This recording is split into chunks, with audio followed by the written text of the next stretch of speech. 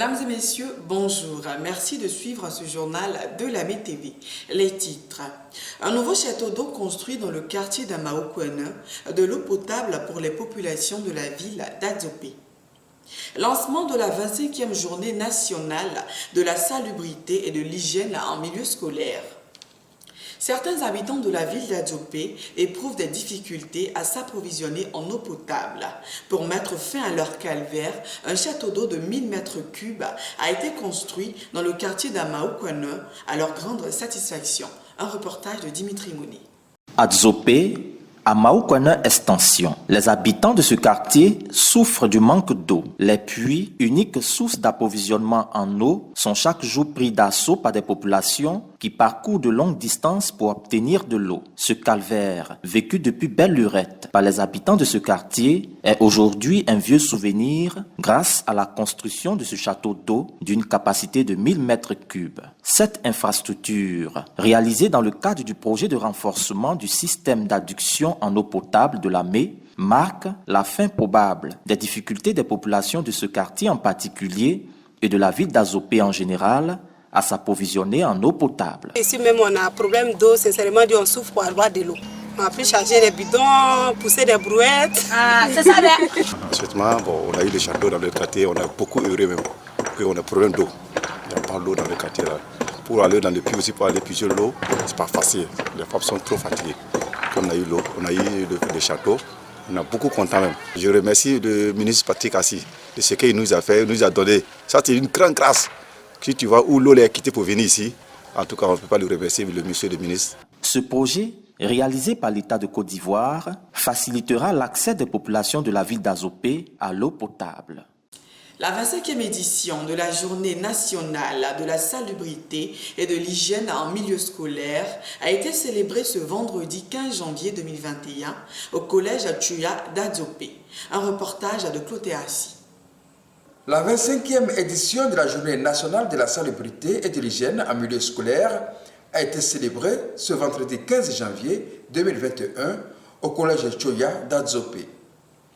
Cette journée placée sous le thème de l'hygiène et la salubrité en milieu scolaire a pour but d'inculquer aux élèves les notions d'hygiène et de propreté afin de créer dans les écoles un cadre propice à un meilleur encadrement. Cette journée a été instituée par le ministère de l'Éducation nationale, exécutée par la direction de la vie scolaire, afin de sensibiliser tous nos apprenants au bienfait de l'hygiène et de la salubrité.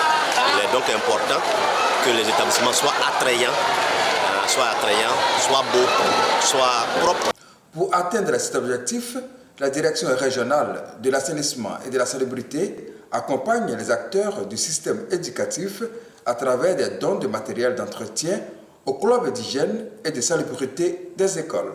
Une cérémonie qui a rappelé aux enfants les règles d'hygiène et de propriété, les observations à faire par rapport à l'assainissement et l'hygiène en milieu scolaire. Nous comptons mettre en place des comités d'assainissement, d'hygiène au sein de tous les établissements de la région de la Mé. Si ça existe, nous allons redynamiser ces comités, mais si ça n'existe pas, nous allons installer ces comités afin de montrer aux jeunes de nouveaux comportements, comment il faut se tenir, comment il faut tenir ton environnement propre. Le collège Tchouya, qui a accueilli cette édition de la Journée nationale de la salubrité et de l'hygiène en milieu scolaire, a reçu du matériel d'hygiène et d'entretien offert par M. Siotaye Servet, directeur régional de l'assainissement et de la salubrité d'Adzopé. Une page noire pour clore ce journal.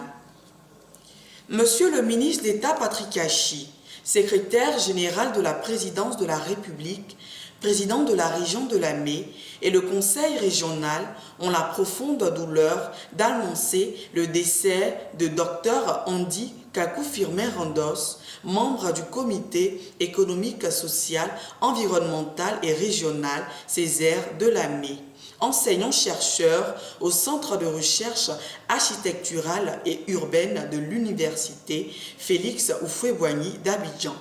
Décès survenu le vendredi 25 décembre 2020 à Abidjan. Le programme est le suivant.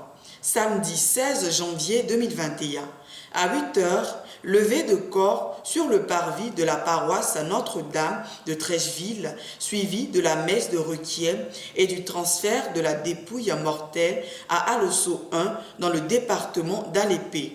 À 13 h, inhumation au cimetière du dit village. Le président de région adresse ses condoléances les plus attristées à la famille éplorée. Merci d'avoir suivi ce journal.